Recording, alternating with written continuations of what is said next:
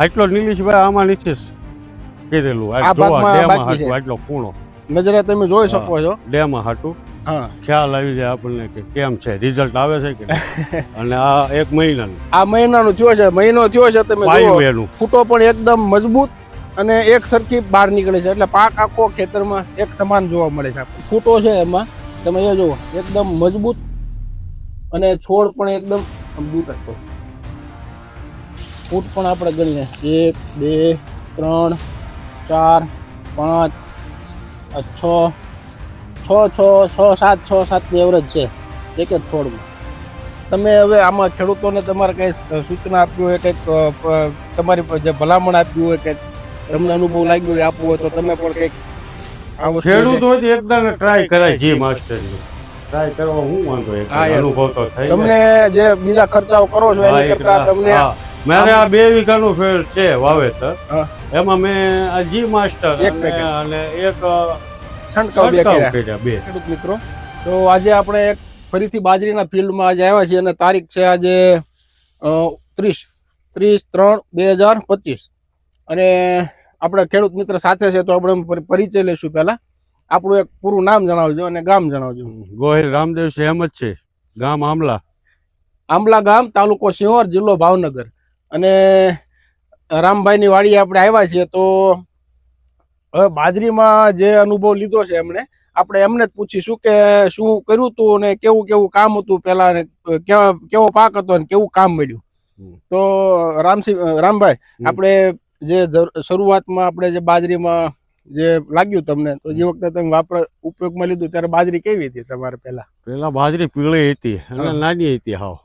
હવે પછી દવા લાવ્યો જી માસ્ટર હા, અને પીડીએ કીધેલું મને હા, કે આ તમે એક પાવ અને એક છાંટો એટલે ખ્યાલ આવી જાય. પછી મેં આટલા વિસ્તારમાં 60 છંટકાવ કરેલો છે મેં. છંટકાવ આમાં આ બાકી રાખેલું છે. હા, અને આ ભાગ બધો છે એ છંટકાવ ને પાયું છે. 2 કર્યું છે. હા, 2 કર્યું. આ આખા ભાગમાં પીવડાવ્યું છે અને છંટકાવે કર્યો છે. આટલું જોવા હાટું બાકી આ રાખ્યું. બાકી રાખ્યું છે હમણાં અનુભવ માટે. તો આ ભાગમાં જે તમે બાજરી નીકળીને જોઈ શકો છો કેવી છે, જેમાં માવજત આપણે બાકી રાખી હતી. હવે અને આ ભાગ જોઈ લ્યો. હવે આ બંને વસ્તુમાં આપણે નજરે જોવાય એવું છે. રામભાઈ, આપણે તમારે પીવડા પહેલા તમારા પાકના તમે ફોટા પાડ્યા હતા મોબાઈલમાં. હા, હા. રામભાઈ, આપણે જે માવજત શરૂ કરી પહેલા એના મોબાઈલમાં ફોટા પાડ્યા હતા અને આપણે ફોટા પણ એમની પાસેથી લઈ અને આ વિડીયોની અંદર આપણે દેખાડશું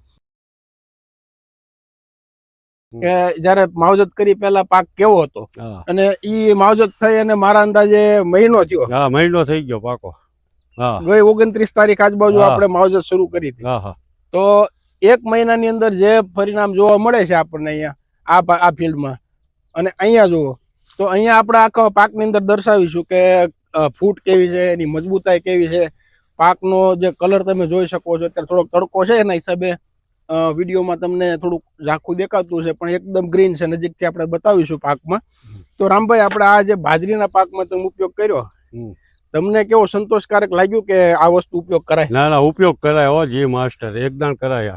એક વખત તો કરાય જ. ખેડૂત મિત્રો, જો બધા જ ખેડૂતો પાસેથી આપણે જેટલા અનુભવો લીધા છે, જે પાકના વિડીયો આપણે યુટ્યુબમાં મૂકતા હોય છે, બધા જ પાકમાં જે લોકોએ ખેડૂતો ઉપયોગ કર્યો છે એ બધાનું એવું જ કેવું છે, એક વખત તો ઉપયોગ કરીને તમારે જોવાય. એટલે આ વસ્તુમાં દમ છે એવું છે. તો ખેડૂત મિત્રો, આ જે આપણે બાજરીનો પાક છે, અત્યારે ઉનાળુ તલ છે, મગ છે, અડદ છે, આટલો નિલેશભાઈ આમાં નીચે કીધેલું. આ ભાગમાં બાકી છે. આટલો ખૂણો નજરે તમે જોઈ શકો છો. ડેમ હાટું ખ્યાલ આવી જાય આપણને કે કેમ છે, રિઝલ્ટ આવે છે કે નહીં. અને આ 1 મહિનાનું થયો છે, મહિનો થયો છે. તમે પાયું એનું એનો પાક આપણે છાતીની આજુબાજુ આવી ગયો છે, એવરેજ 4-4.5 ફૂટની ઉપરનો. અને નીચેથી જે ફૂટો નીકળે છે એ ફૂટ પણ આ બાજુ આવીને બતાવજો આપણે કે ફૂટો પણ એકદમ મજબૂત અને એક સરખી બહાર નીકળે છે. એટલે પાક આખો ખેતરમાં એક સમાન જોવા મળે છે આપણને, ક્યાંય નાના મોટો પાક છે નહીં. અને એની ફૂટ પણ નીચેથી થડથી બતાવી જો આપણે આ બાજુ કોઈ પણ હો બધા. હા, જે ફૂટો છે એમાં તમે એ જુઓ, એકદમ મજબૂત અને છોડ પણ એકદમ મજબૂત હતો. જો એની જે મજબૂતાઈ જુઓ તમે, એને ગણો કેટલી હા. કેટલું છે. ફૂટ પણ આપણે ગણીએ 1 2 3 4 5 6 7 ની એવરેજ છે એક જ છોડમાં. જો આ રહ્યો ને આ છોડ 1 2 3 4 5 6 7 અને 8 એવરેજ 7 થી 8 6 7 8 ફૂટો આપણે જોવા મળે છે. અને આપણે આજે અત્યારે અંદર પણ જોઈશું આ પાકની અંદર આપણને જે પરિણામ જોવા મળ્યું છે, જમીનની અંદર જે ફેરફારો જોવા મળે છે આપણને એ પણ બહુ જોરદાર મળે છે. પાકને તંદુરસ્ત બનાવે છે. પાક તમારો એકદમ ગ્રીન. રાસાયણિક ખાતરો વગર પણ થઈ શકે છે. તો રાસાયણિક ખાતરોની ઉપયોગ જેમ જેમ ઘટશે એમ જમીન પણ સુધરશે આપણી. તો જમીનની અંદર જે ફેરફારો થશે એના કારણે પાકની અંદર જે આપણે જે રાસાયણિક તત્વો આવે છે એ પણ ઘટતા જશે અને સ્વાસ્થ્યમાં પણ આપણને સમયાંતરે આપણને એનો ફાયદો મળે. તો રામભાઈ, આપણે આ જે જી માસ્ટરોના પરિણામો છે એ તમામ પાકોમાં આપણે લેતા હોય છે.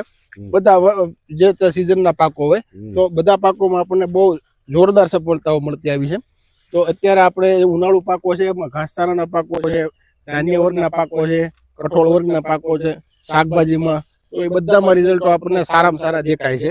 અને ખેડૂતો એક વખત ઉપયોગ કરે છે એટલે બીજી વખત સામેથી જ લે છે. અનુભવ આ વસ્તુ ખરેખર દમ વાળી છે. તો ખેડૂત મિત્રો, તમે પણ એક વખત અવશ્ય જી માસ્ટર નો ઉપયોગ કરીને અનુભવ કરજો. આમાં તમારા પૈસા ખરેખર તમને સફળતા પાવશે. તમે હવે આમાં ખેડૂતોને તમારે કઈ સૂચના આપવી હોય, કઈક તમારી જે ભલામણ આપવી હોય, કે તમને અનુભવ લાગ્યો હોય આપવું હોય, તો તમે પણ કઈક ખેડૂત હોય તો એકદમ ટ્રાય કરાય જી માસ્ટર ની. ટ્રાય કરવા હું વાંધો, અનુભવ તો થઈ તમને જે બીજા ખર્ચાઓ કરો છો એની કરતા તમને મારે આ 2 વીઘાનું ફેર છે વાવેતર. એમાં મેં આ જી માસ્ટર અને એક છંટકાવ કર્યા. બે છંટકાવ ને એક વખત પીવડાવ્યું છે, એની સામે આપણે બીજા ખાતરોના ખર્ચા ઓછા થઈ ગયા, ઘટી ગયા છે. અને